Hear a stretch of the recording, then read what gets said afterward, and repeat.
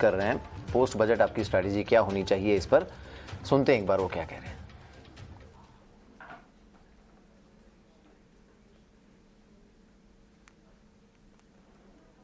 में पहला इवेंट था फेड की जो आउटलुक है वो हमें पता है, वो रेट बढ़ाएंगे 3, 4, 5, ये अब डिबेट है।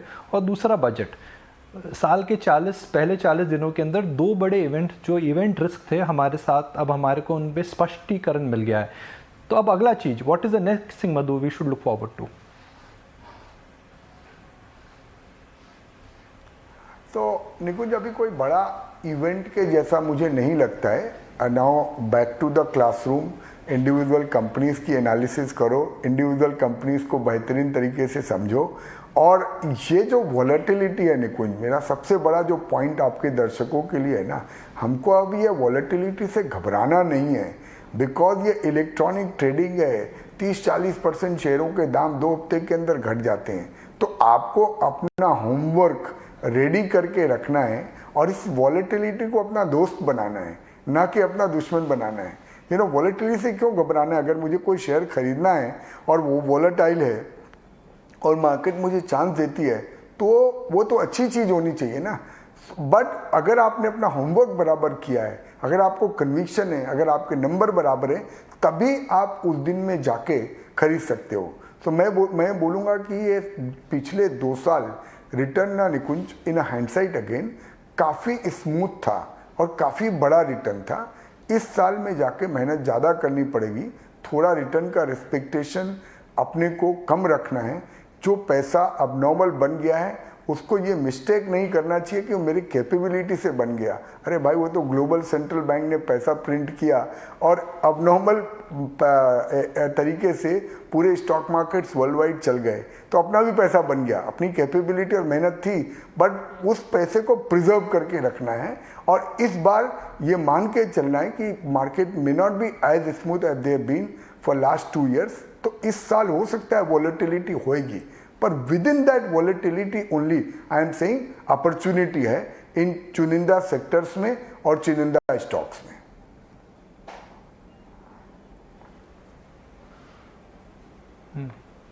तो मधु, एक हम बात कर रहे हैं कि बजट का जो डोमिनेशन था वो केपेक्स पे था, सरकार खर्चा कर रही है जिसकी वजह से स्टील सेक्टर को, सीमेंट सेक्टर को, रियल एस्टेट सेक्टर को बेनिफिट मिलेगा। मगर मधु, जब ये सेक्टर्स में सरकार खर्चा करेगी तो जाहिर है इसका इम्पैक्ट कंज्यूमर डिमांड पे भी आएगा, इसका डिमांड रूरल इकोनॉमी पे भी आएगा। रूरल इकोनॉमी इस समय कंप्रेस्ड है, इमिग्रेंट लेबर के इशूज़ हैं, कोविड की मार से उभरी नहीं है।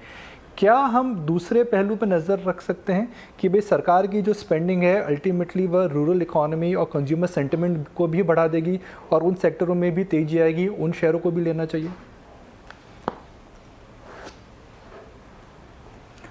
निकुंज, डेफिनेटली उसका रब ऑफ इफेक्ट आएगा, बट ये सी अल्टीमेटली क्या है, फाइनली ये तो वैल्यूएशन का खेल है ना निकुंज। अगर आपके पास मेन्यू लगा हुआ है तो आपको ये डिसाइड करने का है कि बेस्ट क्या चीज़ है और मैं बेस्ट कहाँ पे अटेम्प्ट कर सकता हूँ।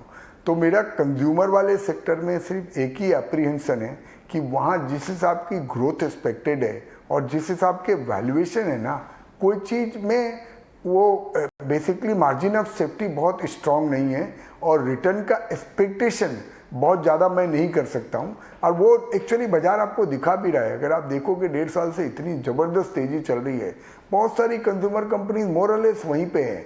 अब आप बोलो कि 10 साल के अंदर ही अच्छा करेगी, वो आपका होराइजन है and you have the right to have that horizon.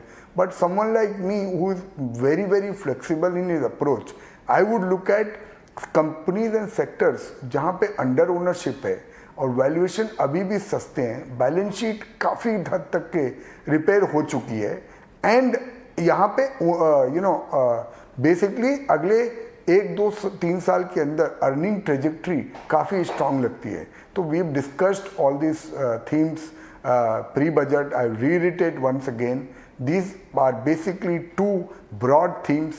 One is India manufacturing, which is catering to China plus and the Atmanirbhar Bharat, and the other thing is the cyclical uptrend in the economy, which is basically all your real estate companies, all the EPC companies, all the capital goods companies.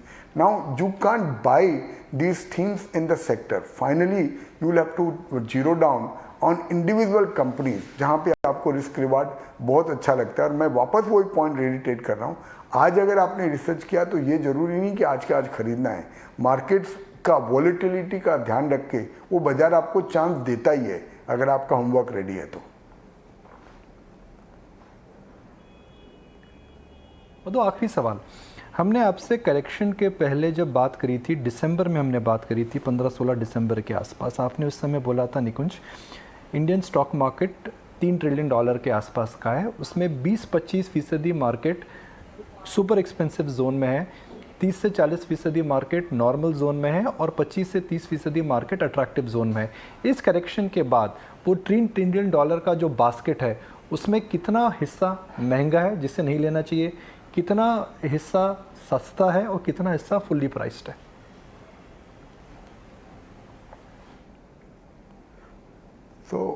निकुंज वो percentage थोड़ा बहुत percentage इधर उधर change हुआ होगा, but मुझे लगता है अभी भी मे बी जो फ्रॉथ दिखना चाहिए ना, जहां मैं बोलूं कि एकदम बबल हो गया है, वो मुझे अभी भी 10-15-20% मार्केट कैप में से ज़्यादा में नहीं दिखता है। और वहाँ पे भी काफ़ी बड़ा करेक्शन हुआ है। अगर आप देखिएगा कि ये सब न्यू इकोनॉमी रिलेटेड जो स्टॉक्स लिस्ट भी हुए हैं, वहाँ पे भी काफ़ी बड़ा करेक्शन ऑलरेडी पिछले 1-1.5-2 महीने में हो चुका है। और वो जो बॉटम वाला अपन जो बात कर रहे हैं, वहाँ पे अभी भी स्टॉक्स काफ़ी अच्छे हैं। ऑब्वियसली निकुंज, जैसे हम पब्लिक सेक्टर बैंक की बात कर रहे थे, तो not only you should look at कि आइसोलेशन में कितना परसेंटेज रिटर्न दिया है, but on a relative sense they have done extremely well. You plot A chart of 1 year performance of an SBI, Canara Bank, Kotak Bank, HDFC Bank and ICICI Bank. You will see it yourself how much outperformance these banks have given. So on a relative basis, compared to where they were, let's say 3-6 months back, when they were extremely cheap, now they are gone into a cheap category.